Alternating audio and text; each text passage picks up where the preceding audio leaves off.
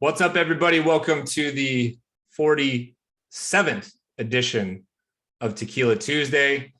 And we are brought to you by my friends at Sendoso, Scotty's Little Sales Club's official sending partner. Keep an eye on Sendoso. They're doing big things. Check out their product. Take a look at one of their demos. And by the way, we're doing a contest in the coming months. And Sendoso will be sending somebody to Surf and Sales. If you haven't gone to Surf and Sales, we'd love to see you there. Hopefully we can get you there sometime soon. Here's why I'm excited about today's show.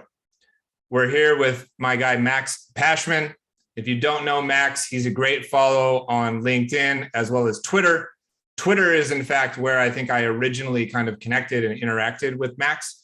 Max is dropping tips and tricks all the time about money, the old taboo subject. Not just how to make it, but once you have it, what to do with it, how to turn money into more money, all that kind of thing. And one of the things that I've been super passionate about in my career is giving sales leaders and salespeople access to training and information that they don't otherwise get. Anything from bringing in real estate agents to mortgage officers to financial planners and advisors and that type of thing. And Max is one of those guys, and he's super active on social and a great follow. And credible, unlike some other folks that will go unnamed. So I thought it would be cool to bring him in here so I can get to interact. And this is the first time we've ever met, if you will, virtually. So I'm pretty excited, and I'm going to turn it over to you, Max. The group is yours. All right. Well, it's great to be here. Thanks for having me, Scott. And if everyone hasn't been following me, kind of my day-to-day life going on social is just to make sure that everyone is aware of what they can do financially to make sure that they can further improve on themselves. And I'm a fee-only financial planner. I have my own RIA, and I primarily serve with sales professionals and equity compensated employees. And my main goal is really to just make sure that when you earn your paychecks, you're not spending it all in the Bahamas. We try to take it and we try to put it into, I know we got some disappointed faces so far, but it's just to make sure that you could be able to manage it and make it work as hard as you did to earn it yourselves. And that's kind of been my passion. It's really to help a lot of people like yourselves, just make sure that, not to necessarily say that you don't know what you're doing with your money, but to help you improve on what it is that you have been doing for yourself. So the way that I kind of like to steer, these conversations is really to make it more of an open dialogue than anything else, rather than, bore people with a slideshow or anything like that. And really to see how, we can make sure that everyone is heard, understood, and addressed here. And, my goal is to make sure that you can maximize your commission checks by understanding how you need to put the right systems in place to compound from it. So I'm excited to be here, Scott. Thanks for coming, man. Appreciate it. Yeah. Well, so we can steer the conversation any way that we want here. Generally speaking, there's a lot of topics to go by, whether it's, working on your investments, trying to pass it down and make sure that you're distributing it appropriately for themselves. So I'm curious to know from anyone, when it comes to financial topics, or if it comes to struggles, if there's anything that comes into mind that you're looking to actually improve on for yourselves. I think I'll go first. People, if you haven't been here before, you can take yourselves off mute. Feel free to kind of chime in as long as we're not interrupting everybody.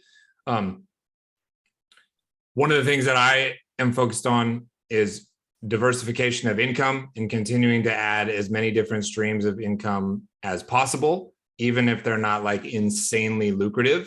Even something as small as a couple $100s a month is a big deal in my mind. And I try to keep it, flowing, and how can I kind of automate that as much as possible. So maybe some guidance and information on how people can craft these different streams of income, and some obvious to you, maybe not to everybody else, ways that people can protect their income and their assets once they start branching off and doing all these different things.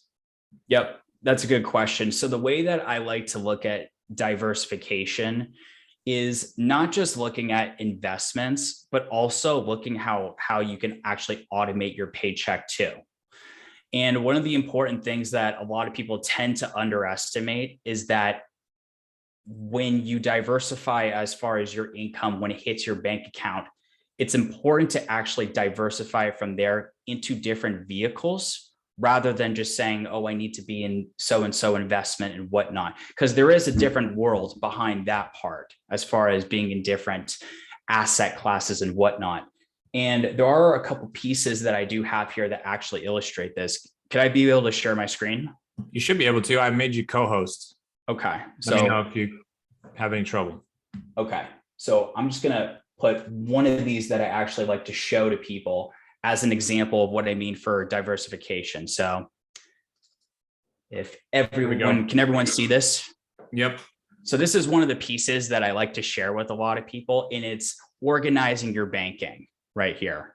And what I try to do with people is try to get them to understand that when you get your paycheck, it's important to understand that if you put everything in one place and then just expect yourself to remember it later, you fall into something called mental accounting bias, which basically says, I think I'm going to put it in this location, or I think I'm going to put it into another. But in reality, it just stays right there and you're behind on your goals as a result. I like to share this illustration with people as far as how you can be able to diversify your income on the back end. And when I work with a lot of sales reps, they get a W-2 from their company, right? You get your salary, commission, bonuses, and whatnot. And when you look at it from that standpoint, it's relatively easy as far as where your paycheck is going from here. So this is the W-2 on this side. What gets taken care of from your paycheck? If you have a 401k, taxes are being taken out, benefits like insurance is in there, and even equity compensation. All of these are going to be taken care of from that standpoint. And then it hits into your personal checking from here. If you have another streamline of income, let's say you do a consulting service or you have a Gumroad course that you sell on the side, you're going to be taxed on that as a 1099 employee, or basically self-employment income. Why I'm even demonstrating this to you is because you need to be able to actually split your different incomes in different places, not just for the purpose of, organization, but also for taxes. Come tax time, you're going to be able to deduct some of these expenses that you have. Plus, your accountant's going to absolutely love you for this. So I like to put this on the side right over here to make sure your 1099 income goes into your business checking. That from there goes towards your expenses, any taxes you're withholding, or any investments you're doing on the side, all of which gets streamlined back into your personal checking, and you diversify from here into different vehicles, whether it's another savings account for your emergency savings, your monthly dues that you have, a sinking fund, which is basically any expenses that you have within 1 year, or any investments that you have. And the reason why I'm showing you this is because I'm very much a big believer in diversifying and organizing from this standpoint. And the more clarity you have on this, the better you're going to understand where your income goes. So when I meet with clients, I actually customize this with people, and they actually get their own template as far as what they do for a diversification effort. But it goes even more beyond than that, obviously, right? When you diversify, there's also investments too. There's two reasons why we even do it in the first place. One, you could be able to get yourself into different assets in terms of returns, but it also limits risk too, right? As far as being able to get into different areas. If you have a down market in one area, you might have a bull market in another. The reason why you want to keep that up is to make sure that you can be able to tap into different opportunities. And I know I just spilled out a lot right there, but I guess the point I'm trying to illustrate so far is that diversification allows you to expand on everything instead of having to go all inside of one bucket, if that makes sense. Yeah. Let me piggyback on this a little bit. So one of the quotes that or almost quote that I put down in the chat is splitting incomes in different places, not just for organization, but also for tax purposes. So one of the things that I get asked all the time is, do you seriously have different companies or LLCs or different accounts for all the different shit that you do? And people sort of ask it in this tone of like, there's no way you do all that, because that sounds really complicated. Talk to people about that a little bit. In terms of, why or why not they should, like, let's say Jose, for example, decides to put a course up on Gumroad. Does he need an LLC for that straight away? Let's say, Kelsey has a copywriting, that's not the right word, sorry, ghostwriting business and creative agency and that kind of thing. Does that need its own kind of line? I fucked all this stuff up a long time ago, and only in the last like 5 years have I gotten mediocre at it. So can you add on to that a little bit? Yeah, for sure. And I think like establishing corporations or entities in general is going to just be a huge component. Technically speaking, if you have, just some Gumroad course or something that you're trying to sell online and you're making minimal income towards it, it's not entirely necessary to create your own entity. You can create something as simple as, a sole proprietorship, and you'd be totally fine with it. The whole point of the entity in general, like a limited liability corporation, is to separate your assets and, as the name implies, liability from anything that you're doing on the personal side of things. And that's really what it does as far as that standpoint. In terms of, the taxes and whatnot, that's really embedded into your expenses that you are tallying up and reporting. So it's not a completely necessary for you to establish one, but over the long run, you're going to need it. So you might as well just get it over with. And at least in California, establishing an LLC is about $800 or so. And then you have to have maintenance on that over time. But I would say that, like, if you're starting in the very beginning, and you're getting a little bit of traction, not too much, there isn't really a rush towards it. It's still going to be treated as self-employment income one way or another. But in your best practice over the long run, it's probably best to just establish something as simple as that. Good stuff. Cynthia has a question. Let's go to Cynthia. Yes. Hey, Max. I do follow you. I love your tips. You're awesome. A total great reminder about like how important it is to invest. I suck at this because I get so bored with like looking at investments. And I wanted to ask your opinion. I have 401ks from previous jobs.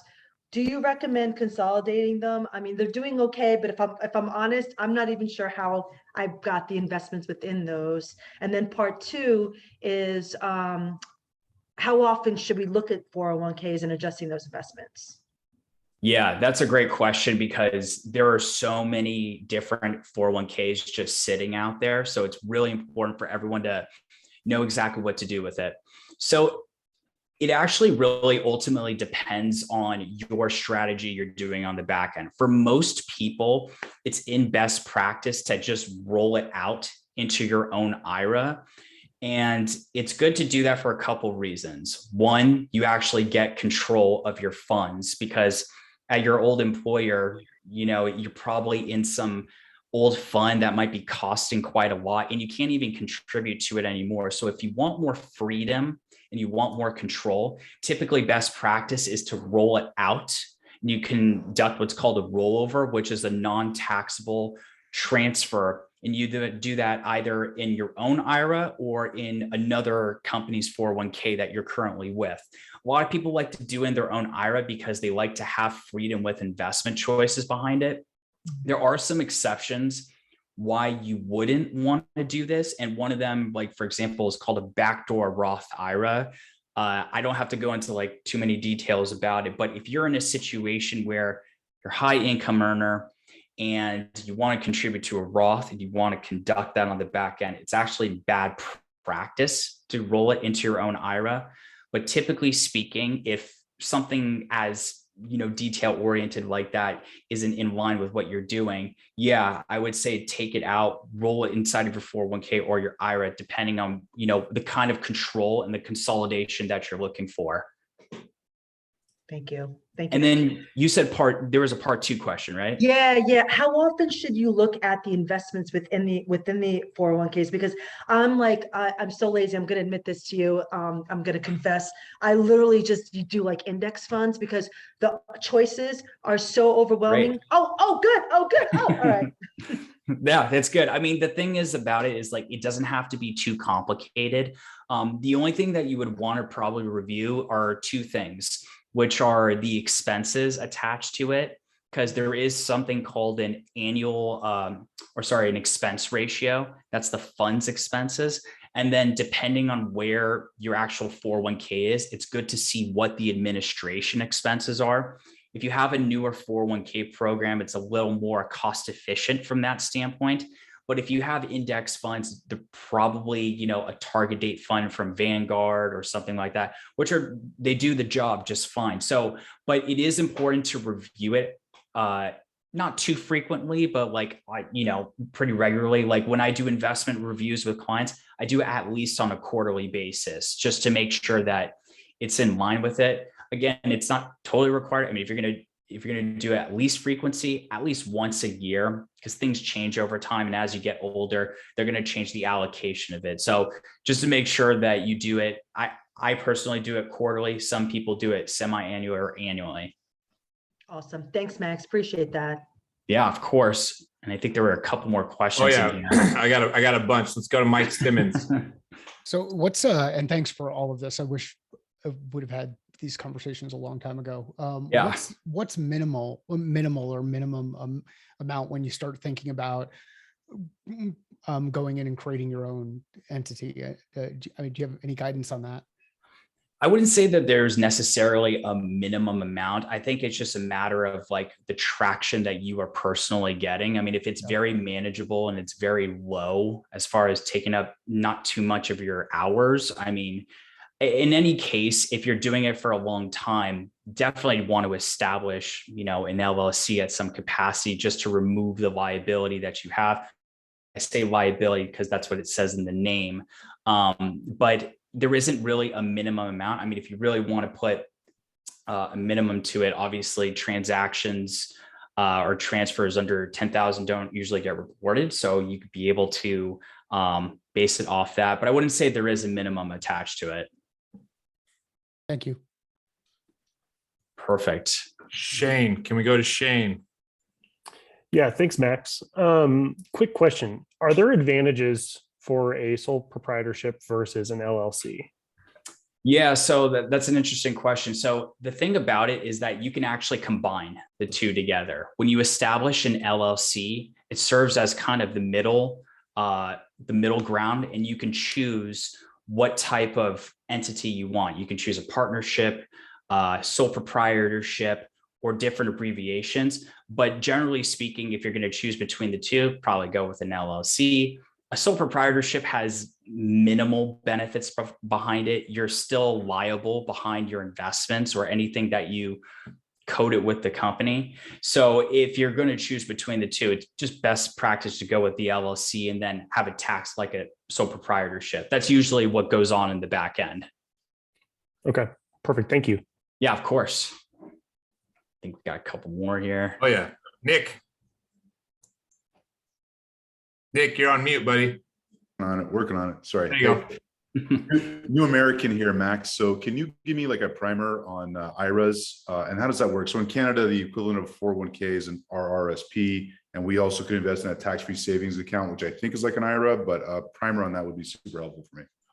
Yeah. So what an IRA is, for whether you know or everyone knows, it stands for individual retirement account, which basically is it's separated from a 401k or anything like that, and it has its own limitations behind it. And general rules are pretty straightforward. You can only put $6,000 per year into it.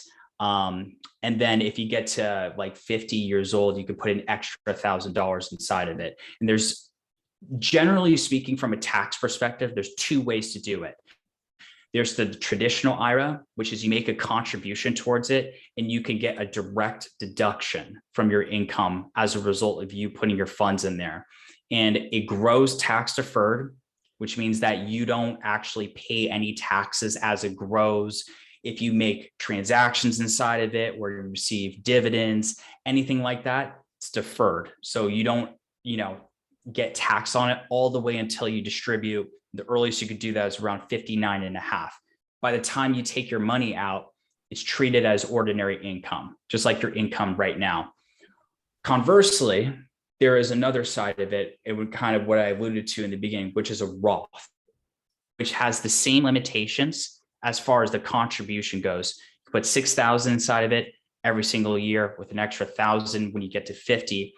The main difference is that it is a post-tax contribution, which means if you put $6,000 inside of it, you do not get a deduction up front. It's still gross tax deferred, but when you don't take the deduction there, you get tax-free income by the time you distribute it. And who doesn't want to get taxed, right? So everyone wants basically Roth money because they don't get to pay any taxes on it when they distribute. But there are additional limitations on top of that, which comes with your income. Right now, they change it every single year with their current tax system. But like right now, for example, for married couple, you can, if you make under $196,000 together, you can contribute towards a Roth. But anything above that, you won't be able to unless you create a conversion. So that's I've sped that a little bit, but like that's kind of the basics between an IRA. Was there something else that you wanted to know on top of that? No, that was really helpful. But so obviously you want to max it out every year if you can, right? Yeah, I mean, it's typically in best practice too. I mean, we say like max it out, but if you do the math behind it, 30 years times 6,000 is only $180,000 in total. So it's not even that much money over time. That's why I like to look at it, an IRA, in addition to a 401k or anything like that, as supplemental vehicles. I wouldn't rely on it as your only vehicle because of those limitations. But yeah, if you have the capacity for it, it's typically in best practice to max it out every single year, as long as you're able to, handle your situation financial on the back end. Awesome. Got more, Nick? You're on mute, buddy. If you got more. I was just saying thank you because I'm still a little bit Canadian. Okay, that's okay. Craig, let's go to you next. All right. First of all, thank you, Scott. Appreciate you doing this. Yeah, man. Currently, I'm a W-2 employee with, the 401 Roth, and I've got all that going on, had that going on before work. So I've got two different accounts going. HSA, the whole 9 yards. Where my question comes in is back at the beginning, you mentioned the emergency fund and sinking fund. Yeah. One of the discussions that I've had recently with some other folks that I trust was that I have that money in a savings account, and they're recommending I put that in a low risk in the market so that I'm getting more return than what I'm getting from the savings account. And I'd like your opinion on that. Yeah, this is a really good question because I've seen a lot of talk on this recently. So to give everyone an idea of why we have the emergency fund, the entire point of it is to make sure you have funds in there in case, as the name implies, an emergency happens. You break a leg and you need to pay extra money for it, or you get in a car accident and you're not able to pay the expenses, anything like that. And the whole point of the emergency fund is that it's supposed to be ready if one of those things happens tomorrow. And if we're trying to prepare for that, what we want to make sure that we do is that it's somewhere safe and it's low risk. It's not going to go down 30% in this volatile market tomorrow. And as a result of the transaction taking out funds, we don't really want a taxable event happening. So the best practice in there is to make sure that you put it in somewhere that's very liquid. In this case, it would be cash. Now, as far as the investment that you're referring to, if you're talking about like a money market fund, that's fine because it has a low bearing, it's insured. And it has, in this low rate interest environment, it's going to be very low, but it's, in terms of the principle and preserving it, it's relatively safe. But if you get into a situation where it's like, oh, I'm going to be putting it into like a stock index fund or something, that's something I would steer away from because I don't know about everyone else here. When I think of emergency, I like to think of safe, I can tap into, and it's going to be exactly as it is. So that's kind of how I would put it. So does that answer your question? It really does. Just because the other thing that I've got to hold on is the fact of coming from my past, having that figure in the savings account makes me feel good. Yeah. And so I have a hard time even letting it go, knowing that it's in that some money market. It's an emotional thing for me. Oh yeah. Finances in general are very emotional. Yeah. I see it all the time. Especially if you come from nothing. Yeah. Exactly my point. Yep, If exactly. you come from nothing, there's a whole nother mentality. Yeah. It's like, oh, I got this secret stash of $1,000 cash under my mattress, because you never know. Yeah. I still do the same thing. Thank you so much for your time. Yeah, of course. All right, Kaylee, let's go to you. Hi, Max. My question was, at what point do you feel like you recommend sales reps get a financial advisor? This is a great question. So let me just say one thing. Do I think everyone needs a financial advisor? The answer is no. So it's a matter of why someone would need a financial advisor. And it comes to the point of what exactly do you need help in when it comes to your financial situation? And to give you perspective of a lot of the sales reps that I personally work with, it's because they are spending so much time at their job, grinding it out and whatnot, that they literally just do not have the time or capacity to handle this stuff on their back end. Now, in terms of investing in general, if that's the only thing that you are looking for in an advisor, chances are you could be able to actually do that on your end without having the need of a full-time advisor. So why would you need one? And it's really because of how you're able to invest or save in line with your goals. If you have something coming up in the future, like retirement or purchasing a property, and you don't know what exactly you need to do in order to get to that point as you're receiving these commission checks to you, that's where an advisor, or I should say a good advisor, is going to be helping you in that regard, because the good advisor should be looking just beyond the investment side of things. So to answer your question, when should they get an advisor? When they feel like they can't spend 100% of their time working on, tuning up their finances, and they feel like they need the extra ammunition. Because I'm a fee-only advisor, so I'm an extra premium to people, but people are willing to pay a premium so they could save a lot of time to work on their sales process. So it's a manner of, are there areas that you clearly can't be able to do by yourself, a sense of accountability, and if you feel like it's going to be a better use of your time, outsourcing a lot of this stuff to a professional. I would like to add something. Kaylee, do you have another question? I was going to ask a follow-up, but you can go ahead. No. You go ahead, and then I'll tag on. It's a little bit off topic. Not really. I mean, it's all about financial stuff, but I was going to ask, like, where you see young sales reps that you are working with that are starting out with you, diversifying their money. Like, where are they starting out, right? Because, like, I'm not going to go buy an apartment complex. So I'm just trying to think of, like, ways or how you're seeing young sales reps invest their money. Yeah. So, I mean, when it comes to sales reps, it depends on, the one thing that I like to look at is positive cash flow more than anything else. Like, the first thing that I look at is, how does the engine work on the back end? What's your income and what are your expenses from there? And depending on, what their positive cash flow looks like from that standpoint, it gives me a good idea of where we should be parking assets moving forward. And like I said, it depends on what it is that they're looking for, right? Because, I don't get compensated just because I recommend investments. I get compensated because I give them the direction to where they want to go to. So when it comes to things like real estate, for example, I want to make sure that they check off all the boxes to make sure that it's a right fit for them. Because some people do really well on the real estate side, some don't, because the trade-off is a lot more capital up front, and quite frankly, a lot of time you have to spend on it. So if it's a real interest for you to going into real estate, then so be it. We curate a plan for it. But generally speaking, when I bring people on, I just try to make sure that their buckets are being filled up as much as possible, how their savings accounts are looking. Are they utilizing the benefits available with their employer?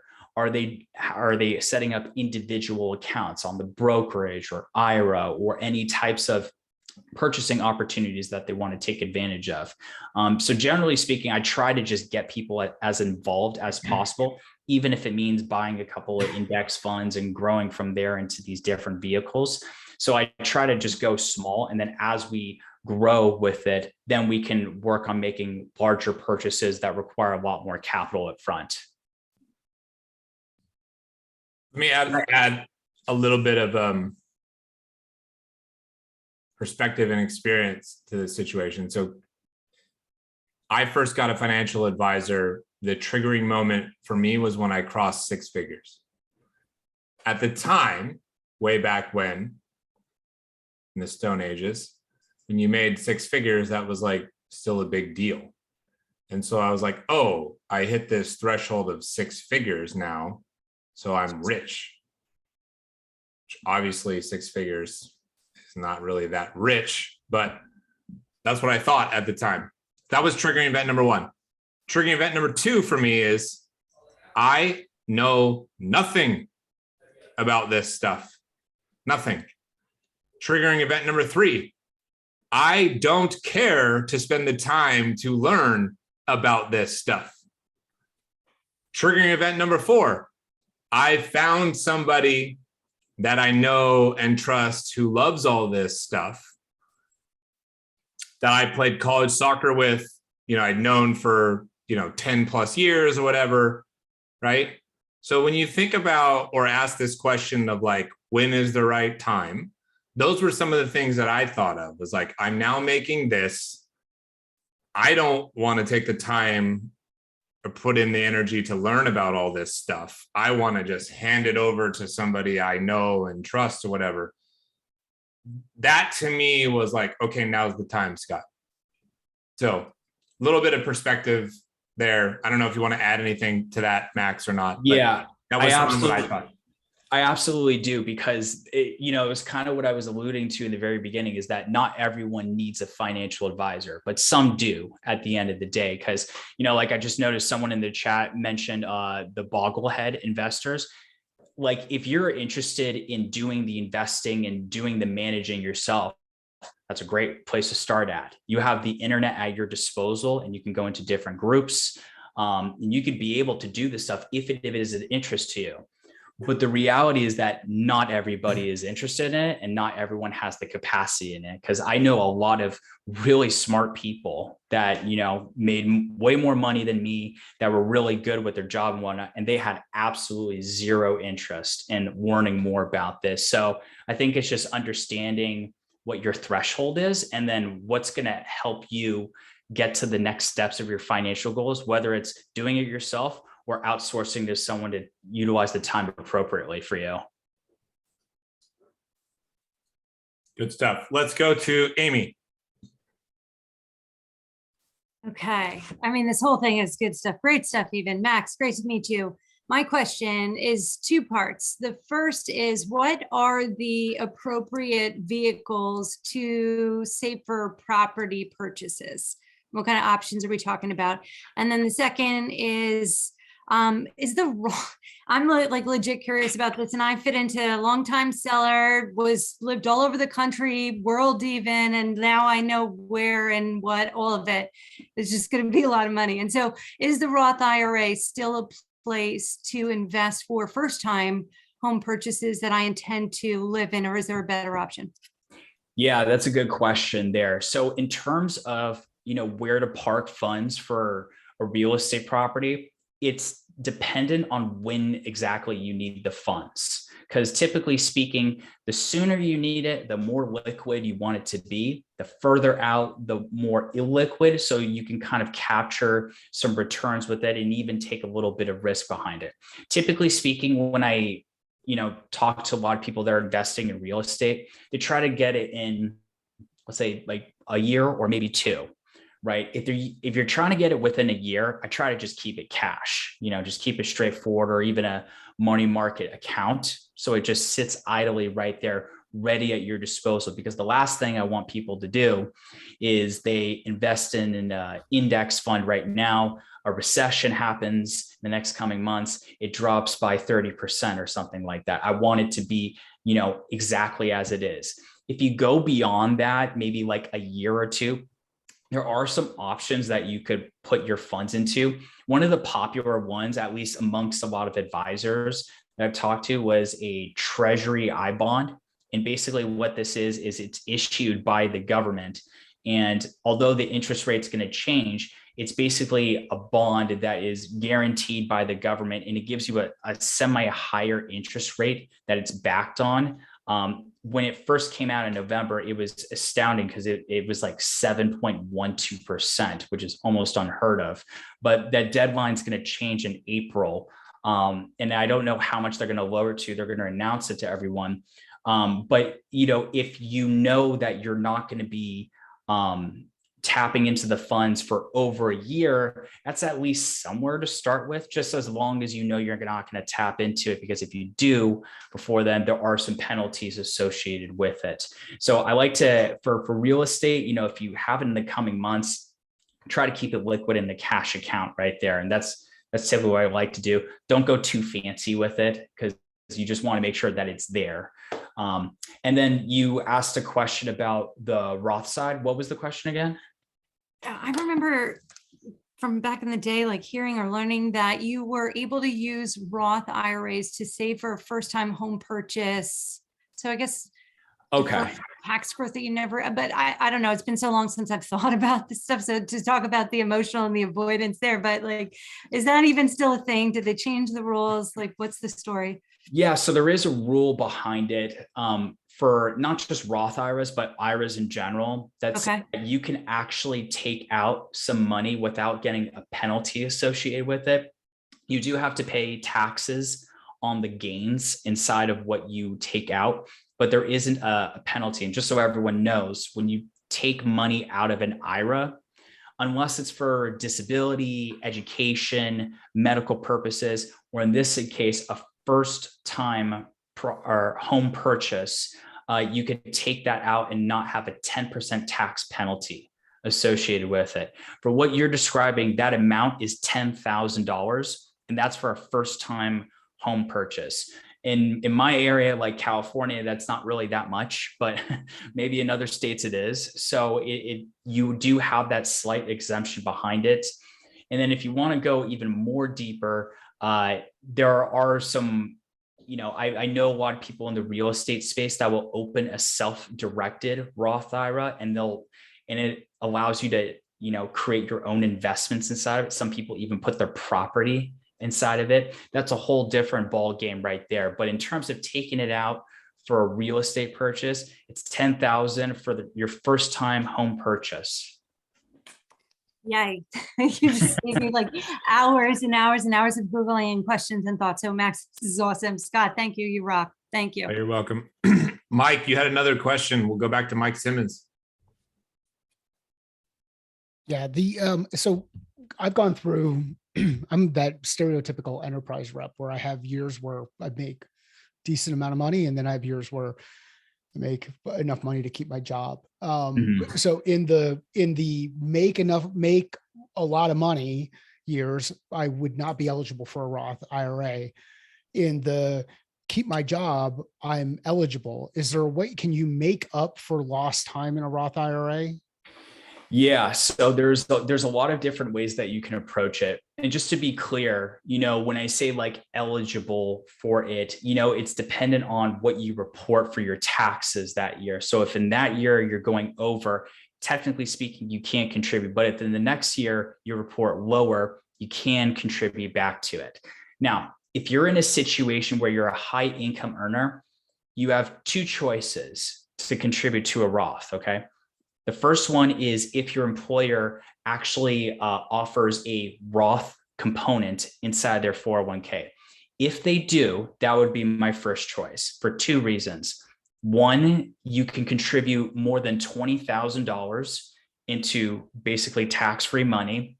And two, it doesn't, because it's a 401k and not an IRA, there's no income limitations behind it. So you can put that much freely into it and not have to worry if you're making too much money. If you have it, that's typically my first choice to use. But if you don't, so let's say you leave your company, right? You do have an option, which I mentioned at the very beginning, which is called a backdoor Roth IRA. And I'll try to make it as simple as possible going into this because it's very complicated, but it's a very well-known, should I say, tax loophole. So when you contribute to an IRA, right, you can put $6,000 inside of it, and that's the maximum that you have. So if you make over the 196,000, what you can still do is you can contribute to your traditional IRA. There's no income limitations inside of there. There is in the Roth. So what you can do is you can still contribute $6,000 inside of the IRA. Now, what the government allows you to do is perform what's called a conversion, which basically says that you can take money inside of an IRA or 401k, and you can transfer that into a Roth, and then you would have to pay any taxes or any gains associated with it. Now, what some people do is they just open a traditional IRA, put 6,000 in it, don't invest it, then they immediately convert that to the Roth, and they basically had made a contribution to a Roth without having to go through the income limitations. They call this a backdoor Roth IRA. So it's a way for you to actually go around the income limitations. There is one caveat behind it that I encourage a lot of people to review, is that when you do this process of converting from the IRA to the Roth, they don't specify, or you're not allowed to specify that it's coming from this specific IRA in general. So let's say you had this IRA, but you had another IRA on the side on top of that. What they say is, when you make the conversion, you're converting from all of them, not just the specific IRA. So when you do that and you have another IRA on the side, you may be creating a tax consequence on the side. So the entire point of what I'm laying out is that it's a very complicated process, and you probably need some assistance on it. And your accountant also needs to be aware of this, because there's a form called an 8606 form to actually perform this transaction. But I guess the point that I'm saying is that if you do make a lot of money, you do have some options open. Just make sure that you understand what the entire layout of your situation is, so that you know what's the best choice for you.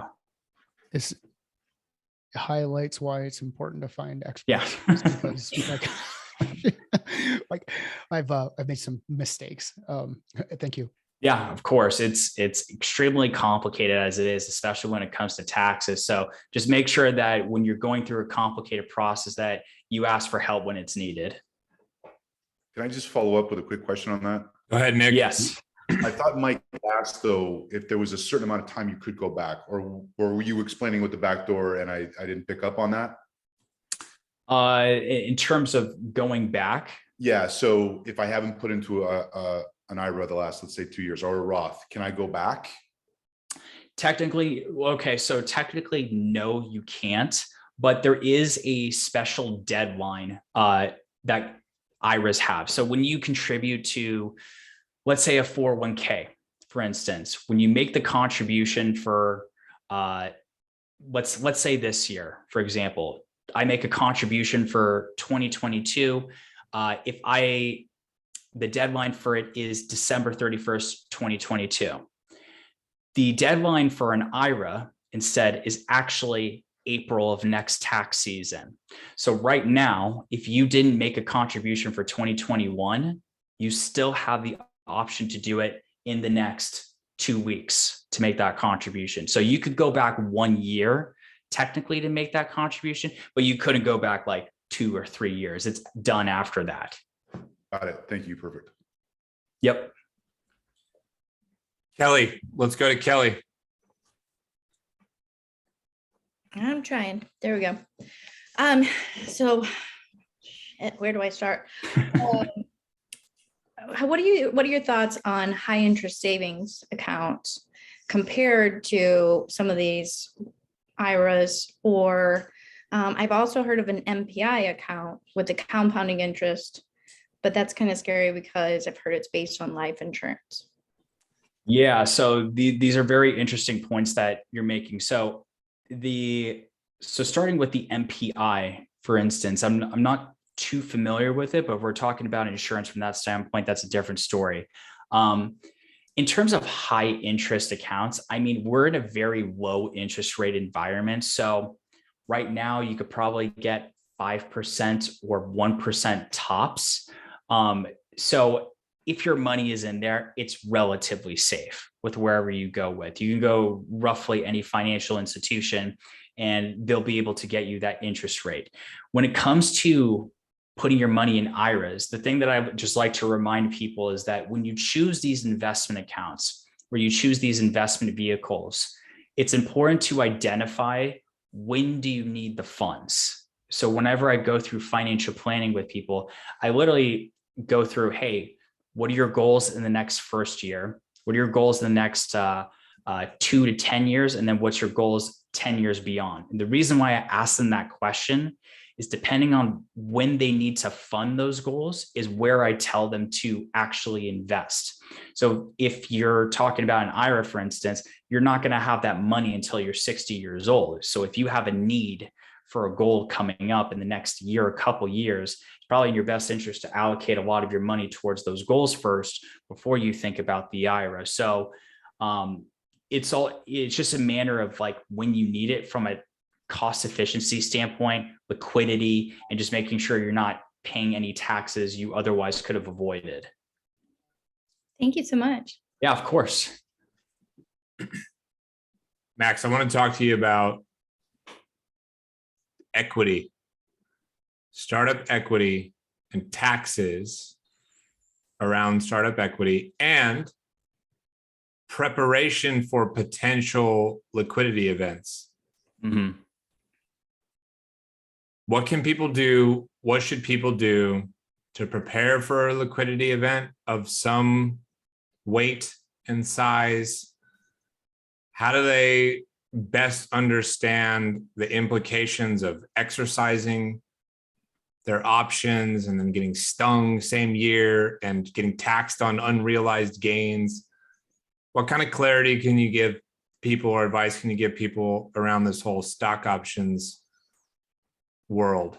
Yeah. So the one thing I will tell people is that when you go into stock options in general, it's generally in best practice to work with someone on this, because this is as complicated as it gets when it comes to personal finances because of how everything is structured. To give everyone kind of an idea of the types of options that you can get, I typically like to look at it from 2 different structures and then one of the structures where it looks like from there. So the first category are RSUs, or restricted stock units, which is basically, I like to think of it as a reward more than anything else, because what it is if you fulfill certain requirements at your company, whether it's getting a certain amount of sales, revenue, or being with the company for a long time, the company will reward you either stock or even cash associated with it. And usually a lot of people really like the RSUs because they don't actually have to, invest or pay anything up front as a result of getting them. So a lot of people like to go down that route. But what's more common, kind of what you're going to, is when you're working at a startup, you kind of go with the stock option route, which is where you're going to be actually investing upfront into these equities where you can get great appreciation down the line. And there's 2 different types that I try to focus on: non-qualified stock options and incentive stock options, or ISOs. And they operate really similarly, except when it comes down to the tax portion of things. With a non-qualified stock option, when you exercise your options, that is an immediate taxable event for yourself, and it's treated as compensation from the strike price minus the grant price. that's given to you, or whatever that difference is, that's going to be your W-2 compensation. And you're going to be reporting that immediately through the year. Anything beyond that exercise price is technically your gain after that. So after that standpoint, just like holding regular stock, if you hold it for more than a year, past that point, you get capital gains treatment, which is more favorable than getting ordinary income. If you hold it in less than a year, it's treated as ordinary income. That's the non-qualified stock option route. What a lot of people go down is the incentive stock options, or the ISOs, and things get a little more complicated from here. And what this segment is it basically says that you can exercise your options as well, except this time you don't actually trigger a taxable event as a result of it. And you don't actually have to report anything up front, but the IRS, or the government rather, knows that you're not going to be treated with a taxable event up front. But what they do is they start to measure you in a different alternative tax system called an AMT, or alternative minimum tax. And what that is they say, well, if you're making a ton of income and you have a ton of equity, we don't want you to, deduct all of your income up front. We want to make sure that you're paying a minimum amount. This is mostly going to be applied to people that make a lot of high income with a lot of deductions in their taxes.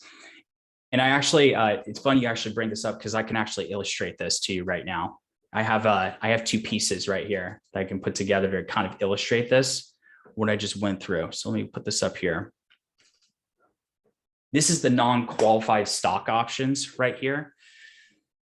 And it has a very interesting structure to it, because as I alluded to in the beginning, when you actually exercise your options inside of it, you get an immediate W-2 tax income as a result of that. And then anything beyond this point, which is your gains as a result of it, is going to be treated as capital gains depending on the length of it. Two things that you need to know in order to get capital gains: if you hold the stock past 2 years of the grant date and 1 year past the exercise date, you get capital gains. You miss one of those two, you're going to be treated as ordinary income. That's the non-qualified stock option route. So it looks like this right here. And I'll put up quickly the ISO as well, with the incentive stock options here too. Where is this? Here we go. This, on the other hand, is the ISO, or the incentive stock option. It works very similarly to the non-qualified stock options, except the tax treatment that's held behind it, which is if you exercise it, you don't get an immediate tax income as a result of it, but any of the gains that you have in between is going to be treated as an AMT. And depending on what your taxes look like from your income level, or the amount of the gain that's actually inside of here, you might get a side tax that's associated with it. So it's a little bit complicated from that standpoint, but the best way to actually approach this is to monitor this as frequently as possible. And usually they'll give you the option to actually exercise this in the beginning of the year. And it's going to be important for people to see what opportunities they have as far as deductions go on the back end, so they could lower their income or actually just calculate what their AMT is. I know that was a lot much that I just illustrated right there, but I guess the point is that you want to be you want to be reviewing this regularly to make sure that you don't get hit with an alternative tax bill in the coming year. So stock options. Yeah, it's a mess. It is a mess. If you've been through the process, try to learn as much as you can, ask as many questions as you can. Shane, you had another question. Yeah, sorry, I'm still trying to get my head around that. This question hopefully is simpler. When you talked about being able to use your Roth IRA for a first-time home purchase, can my spouse and I both do that, or is it one or the other? Technically speaking, it's per account that you should be doing it. So like you could do 10,000 on your end, and technically you could do 10,000 on her end, just as long as it is your primary first purchase. So technically speaking, you could take it out for that reason. Got it. Thank you. Simple one. Jose. Very simple. Max, you just showed an image that said that I don't remember what the parameter was, but if it was over something, I think it was 2 years, it was treated as ordinary income, or sorry, as capital gains, and if not ordinary income. From those two, which is more tax efficient? Well, it's so which of the like, between the non-qualified stock option versus the incentive stock option, or are you just talking about if it's a capital gain or if it's not a capital gain? The later one. Okay, so that's just a qualification all round. It basically just says if you want this to be treated as a capital gain, when you sell the actual stock option, it has to be at least 2 years from the grant date, and it has to be 1 year from the exercise date. If both of those are fulfilled, you get treated capital gains. If none, or if one of them doesn't fulfill it, you get treated as ordinary income tax. Is any of the two more beneficial in terms of Okay, yeah. Are they beneficial? So typically speaking, if you're given these options, you're going to be in the higher income bracket. So say, for example, you were in the 32% tax bracket and your effective tax bracket as a result of that was like 25 or 28%, you're not going to want to be in ordinary income, because if you're in the capital gains, that could be on the federal level from 10%, 15%, or max like 20%. So if you're making a lot of income, you want the capital gains treatment, but there's not very many cases where you would want the ordinary income tax unless you're in a very low tax bracket. So that's why everyone wants to strive for the capital gains taxes. Okay. Thank you. Awesome. Ben, let's go to you.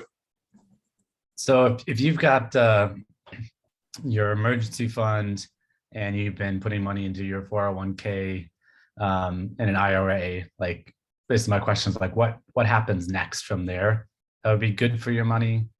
I personally started an index fund with Vanguard, but like, what are the alternatives once you kind of have some of those bases covered?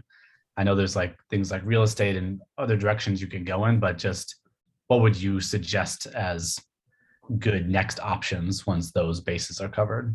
Yeah, that's a good question. And, like the two areas that you kind of just covered right there are the short-term reserves and the very, very long-term.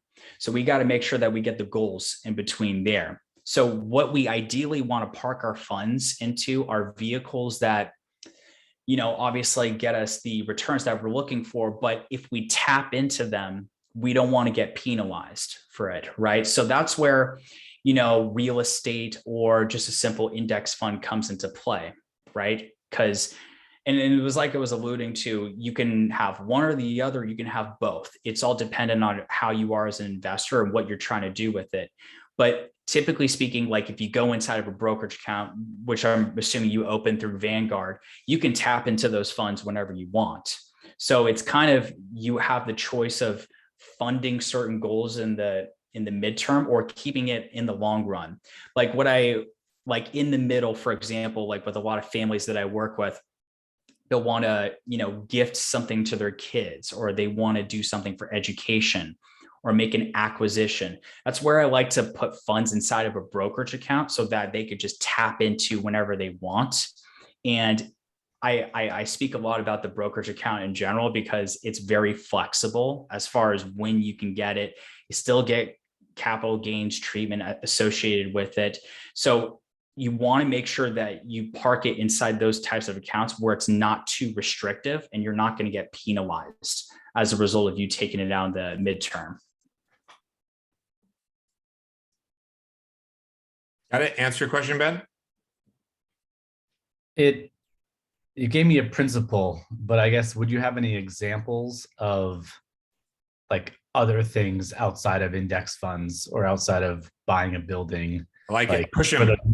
Pushing you, Max. Give them specifics. Okay. Well, I mean, so I would say that like, those are the two big ones right there in terms of like stock in real estate. But you can go further deeper if you wanted to. You can go into the crypto space if you wanted to. I'm very much a big believer in crypto myself. If you want to get super risky aggressive, you can go into, the NFT area. You can even go into commodities or gold if you wanted to.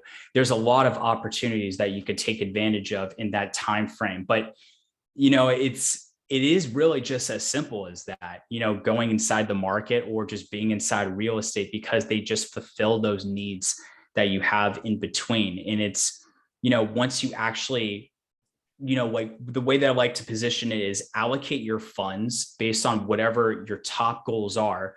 And then anything beyond that is either for you to reinvest or it's just play money for you. So you can kind of just do whatever you want from that standpoint. All right, let's go back to Cynthia. Cynthia had another question. Yeah, thanks, Scott. So my company offers a discount on their stock twice a year, and I was conservative the first round. I'm just wondering, should I max that out? And how is stock treated from a tax perspective? Because most of my investments are like in IRAs or things like that. Yeah. So what was the account offered at your firm? It was a discount. It was a discount on the stock. So I work for an exchange, and so they offer you to, let's say, 15% off. Yep. So I believe then what you have, if you're offered at a discount, is it a publicly traded company? Yeah. Yeah, you probably have an employer stock purchase plan. So basically what that is they offer you stock and you get a discount, and usually it's 15%. That's literally like opening a brokerage account and you getting the stock right there, and then you can do as you please with it. The reason why the capital gains tax treatment is so good is because it has fixed rates attached to it. I kind of just said it before, but they're, anything from 10%, 15%, or 20% if you're super high income. And the reason why a lot of people like it is because it inevitably just gives you a lower tax as a result of that, especially if your income is around 30% of your taxes and whatnot. So it's good that they offer it to you as far as giving you that discount. And then if you hold it for the long term, you get those rates associated with it. Did that answer your question? It did. And since Scott didn't come back, can I ask another sneaky other question? Sure. So like I know that I have a will, and I know that if you don't have a will, then it goes into probate, and it's like a nightmare because the government gets involved. How often should you update your wills? Yeah, that's a pretty good question. With attorneys that I work with, they usually like to meet with clients like once every 2 or 3 years. But it's with the latest, services that you can get a will from, it's much easier to look at it from there.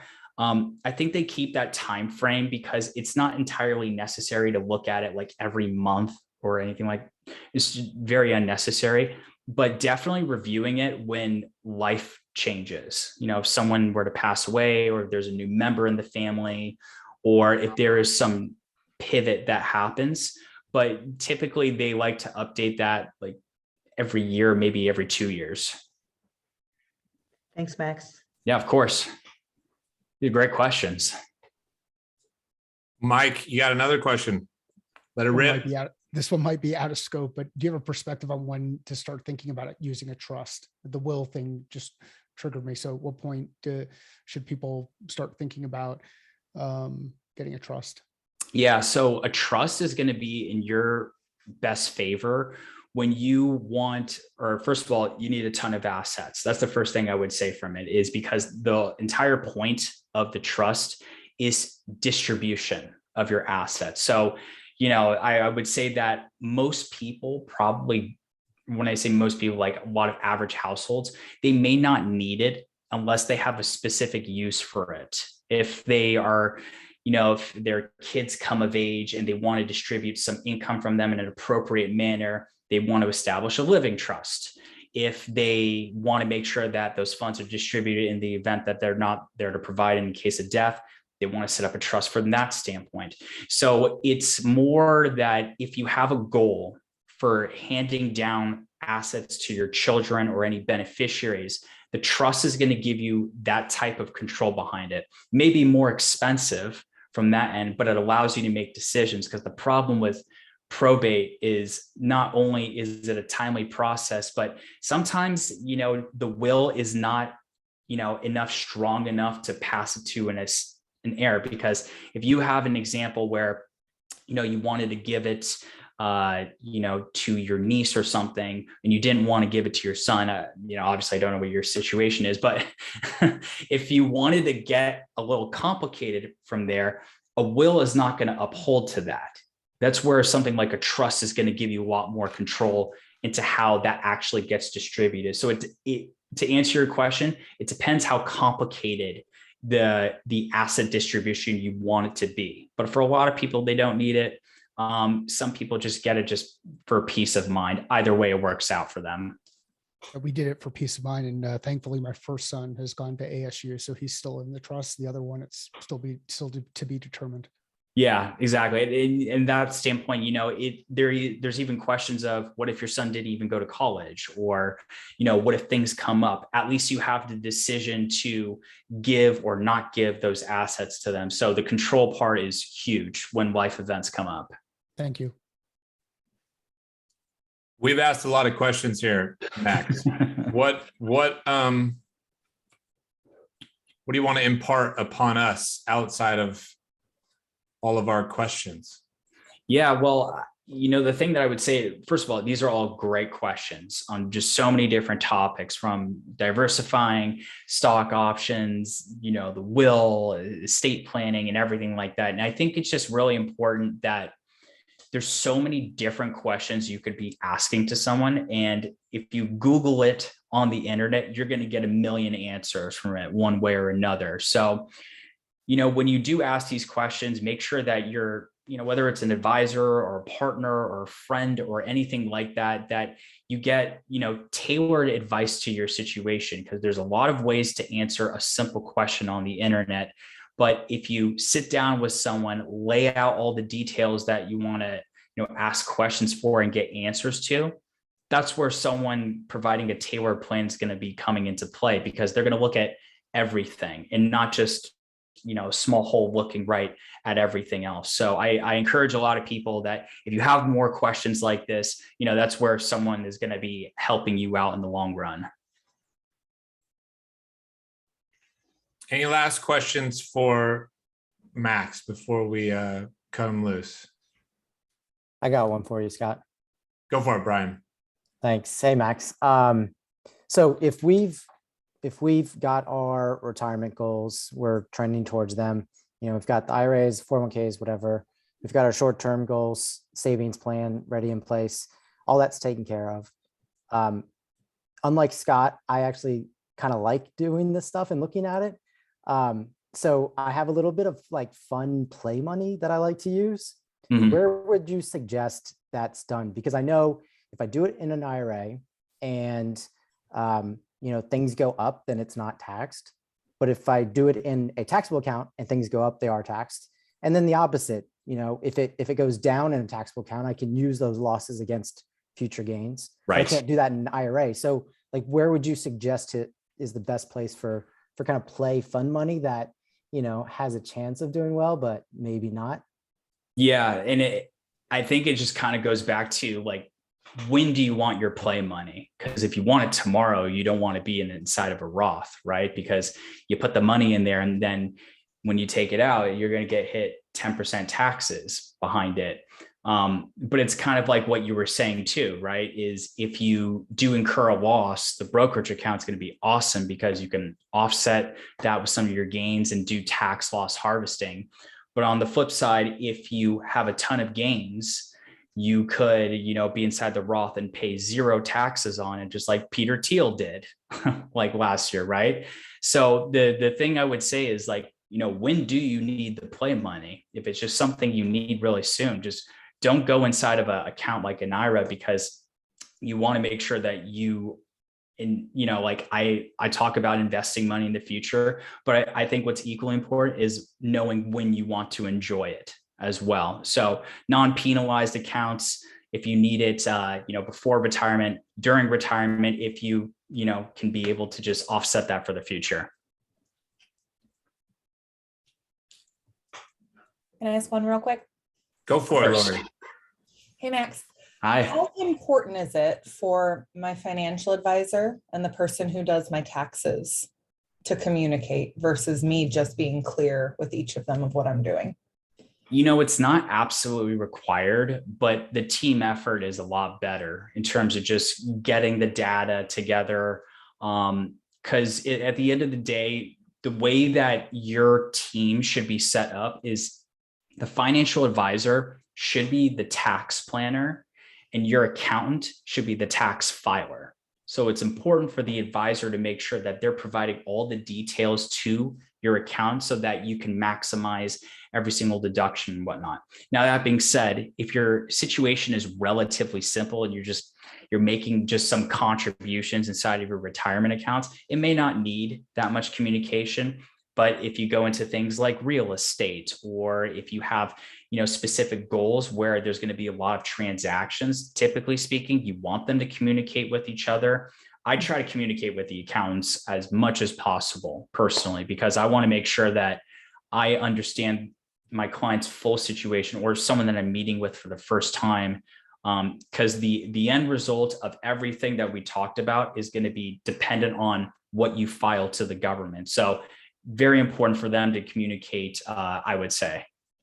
Okay, is that something when they haven't spoken? Is that something I just clear with both of them and just CC everyone on an email? Like, hi, friends. Yeah, I would. At the end of the day, you want to make sure that everyone is on the same page instead of you just being the middleman in between them, just passing one message to the other.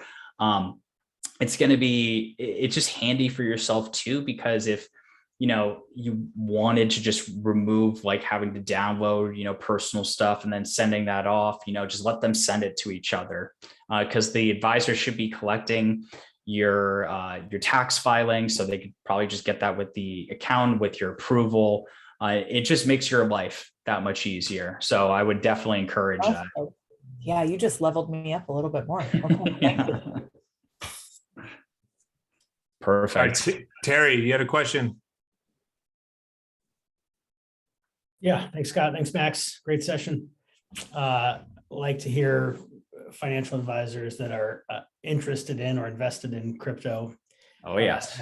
At our company, the 401k advisor is very like traditional, and they're going, they're basically parroting the lines that a lot of the big traditional firms are giving. So just with that in mind, how much, is there a percentage that you kind of recommend for your clients putting into crypto? What does that look like? Yeah, this is a great question, because I do foresee in the future, and it's already being in talks, that companies will start incorporating, crypto at some capacity, at the very least, like Bitcoin, into people's portfolios, because as an asset itself, it's a very good way to diversify your assets. That's abundantly clear. And everyone seems to agree with that on the back end.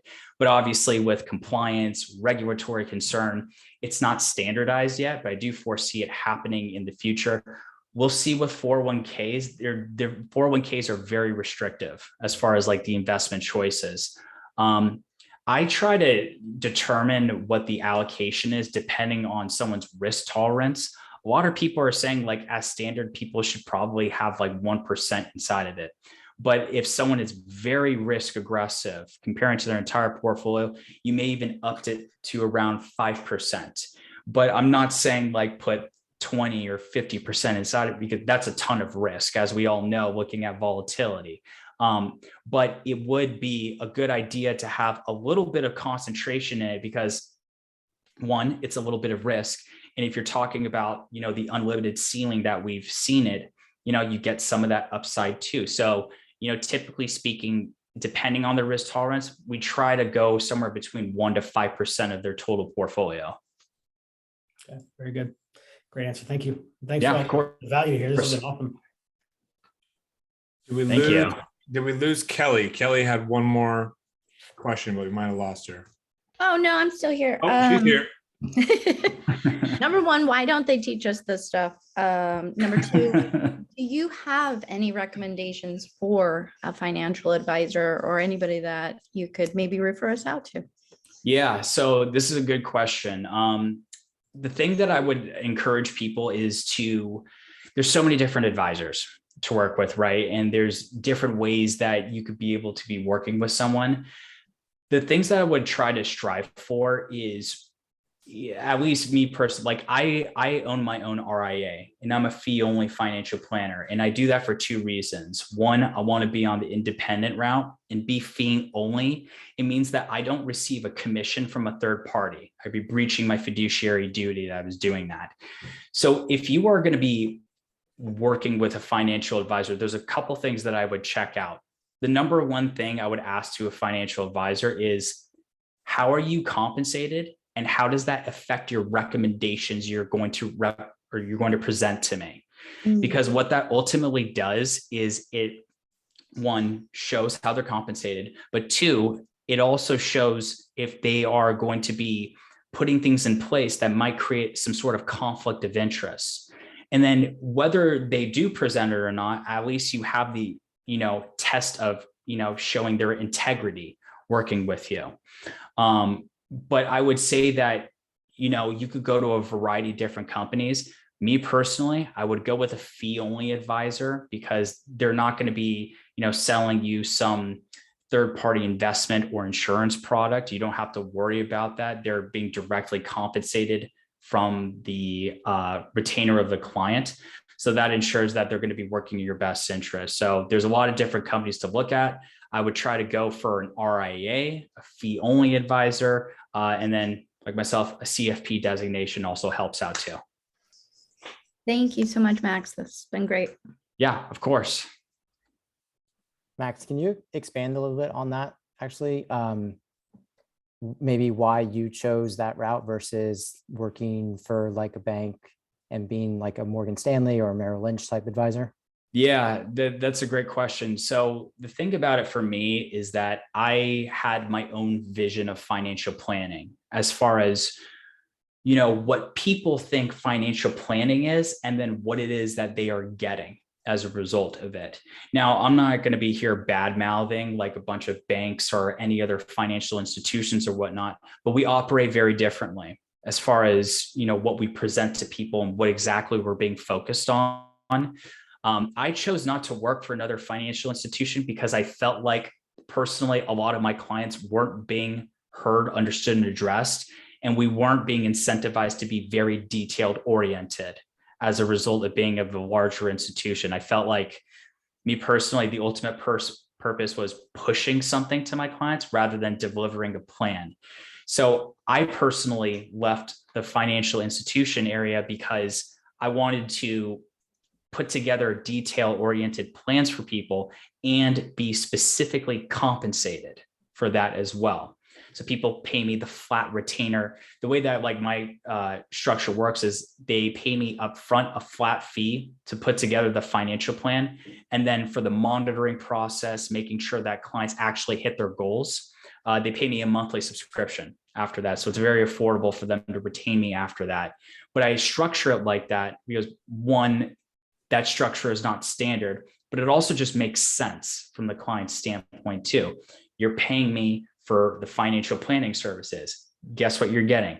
Financial planning services. And because of that, and I don't get compensated from a third party or have someone that, and I'm not saying like sales quotas are bad or anything like that, but I personally believe that the financial institution should be treated as a business more than anything else. So I think that when we put it from that standpoint, that's why I chose the structure. And I think that, it seems to work out in both ends, working in their best interest and having fair, terms as far as how I'm getting compensated as a result of that. Does that answer your question? Yeah, for sure. Are you able to share your fee structures? Yeah, for sure. So it varies depending on what the level of service is. But right now it's divided into 4 subset categories. So it's either the standard or advanced, and then in between that, if you are single or if you're a couple or a family.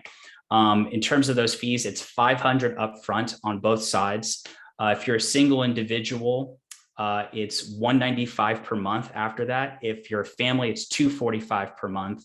If you're in the advanced section, which is really going through the stock options, estate planning, or advanced tax planning beyond that. It's $275 per month for the single side, and then $325 per month for families after that. So relatively straightforward. There is an AUM fee of 0.3% if you want me to manage funds on your behalf, but it's not required. You can manage it on your end, but I structure it like that so people know that they're paying me directly up front for the financial planning services. Good stuff. Any parting words, Max, before we wrap up? This is just such an awesome session. It's great to hear, everyone's questions because it's so complicated, but I really do appreciate the opportunity. My line is always open to answer any questions that you have. I always, offer complimentary consultations up front. So if there's anything that anyone on here needs, please feel free to reach out to me. I'm happy to have a conversation to answer more questions because I started this business to make sure that everyone is heard, understood, and addressed, and they can have someone they can trust. So thank you so much, everyone. I really do appreciate it. This was awesome. Thanks, everybody, for coming. Thank you, Max. Thanks, Sendoso. We'll see you all next time. All right.